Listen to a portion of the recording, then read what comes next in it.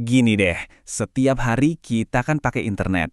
Upload foto, kirim email, cek m-banking. Sadar nggak sih kita tuh sebenarnya lagi naruh kepercayaan besar ke perusahaan-perusahaan itu? Kepercayaan kalau data kita bakal aman. Tapi pertanyaannya, gimana kita bisa yakin data itu beneran aman? Apa kita cuma bisa pasrah aja, berharap yang terbaik? Ya nggak gitu juga. Untungnya buat perusahaan yang serius ngurusin data kita, jawabannya bukan sekedar harapan. Ada loh proses yang sistematis banget di baliknya. Ini bukan soal semoga aman, tapi ini soal rencana. Perusahaan yang benar tuh nggak cuma berharap data kita aman, tapi mereka secara aktif dan terus-menerus ngebuktiin itu. Yuk kita bedah gimana caranya? Oke, kita mulai dari prinsip dasarnya dulu ya. Satu hal yang harus kita ngerti, keamanan itu bukan sesuatu yang sekali beres terus ditinggal. Nggak bisa. Di dunia digital yang ganti-ganti terus, ancaman baru muncul tiap hari. Jadi, ya pertahanannya juga harus ikut berkembang. Nah, disinilah konsep program penilaian dan pengujian keamanan itu masuk. Anggap aja ini kayak fondasi dari benteng digital sebuah perusahaan. Ini tuh rencana resmi mereka buat ngecek secara rutin, ibaratnya temboknya masih kokoh nggak, gerbangnya aman nggak, penjaganya siaga nggak, pokoknya mastiin semuanya berfungsi buat ngelindungin informasi kita. Program ini tuh punya 3 pilar utama, namanya pengujian, penilaian, dan audit. Kedengarannya mirip-mirip ya, tapi sebenarnya peran mereka beda banget dalam menjaga data kita. Dan ngerti perbedaannya ini, wah penting banget. Nih, biar gampang, kita lihat perbandingannya sekilas. Gampangnya gini, pengujian itu cekilat buat satu bagian. Penilaian itu general check-up buat nyari kelemahan. Nah, kalau audit, itu ujian finalnya buat ngebuktiin ke orang luar.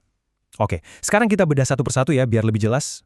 Oke, yang pertama, pengujian keamanan. Ini yang paling simpel. Tujuannya cuma satu, ngecek satu kontrol spesifik itu jalan atau enggak. Udah, itu aja.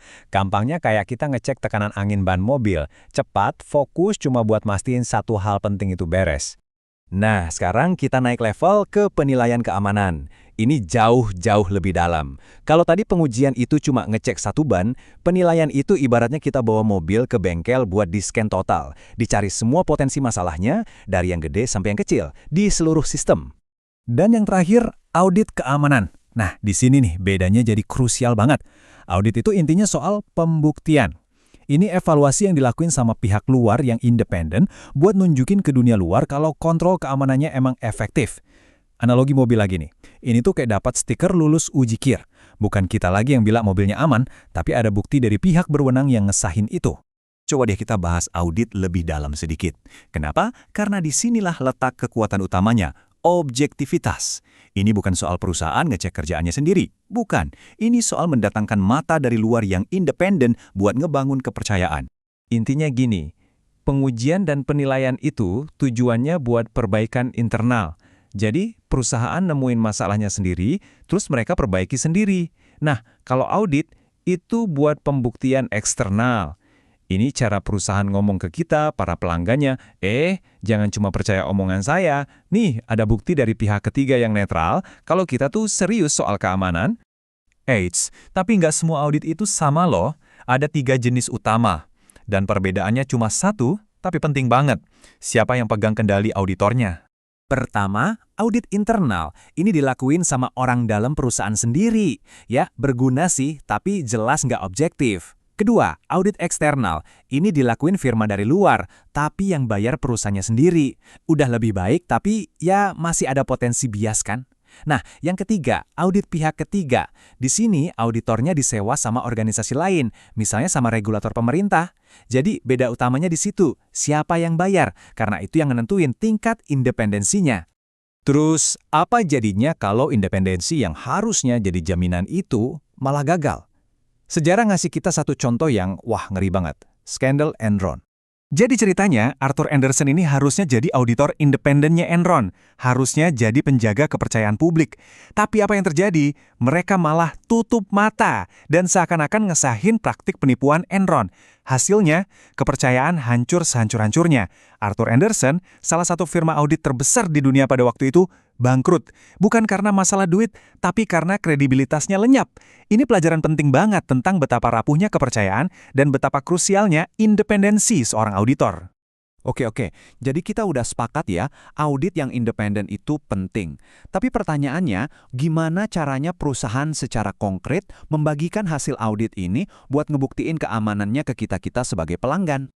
Jawabannya mereka pakai laporan standar yang namanya laporan SOC, singkatan dari System and Organization Controls. Anggap aja ini kayak rapor atau sertifikat keamanan yang udah terstandarisasi.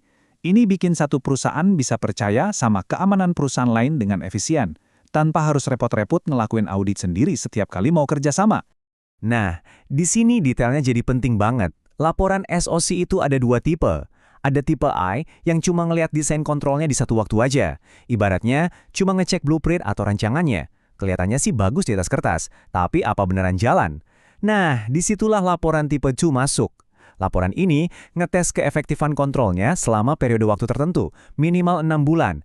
Jadi ini bukan lagi lihat blueprint, ini beneran test drive mobilnya di jalanan. Jelas kan tipe 2 ini standar emasnya? Jaminannya jauh lebih tinggi kalau data kita emang dilindungi setiap saat. Jadi, buat nginget-nginget lagi ya, pengujian itu cek kilat. Penilaian itu penyelaman mendalam buat cari masalah internal. Dan audit itu bukti independen buat ditunjukin ke dunia luar. Ketiganya ini kalau digabung, jadilah fondasi keamanan digital yang kokoh. Nah, setelah kita tahu semua ini, pertanyaannya balik lagi ke kita. Perusahaan mana yang bakal kita percaya buat ngelindungin informasi kita? Lain kali kalau ada perusahaan yang bilang, data Anda aman bersama kami, kita bisa tuh nanya balik. Boleh lihat buktinya? Karena sekarang kita udah tahu persis, bukti yang beneran itu harusnya kayak gimana.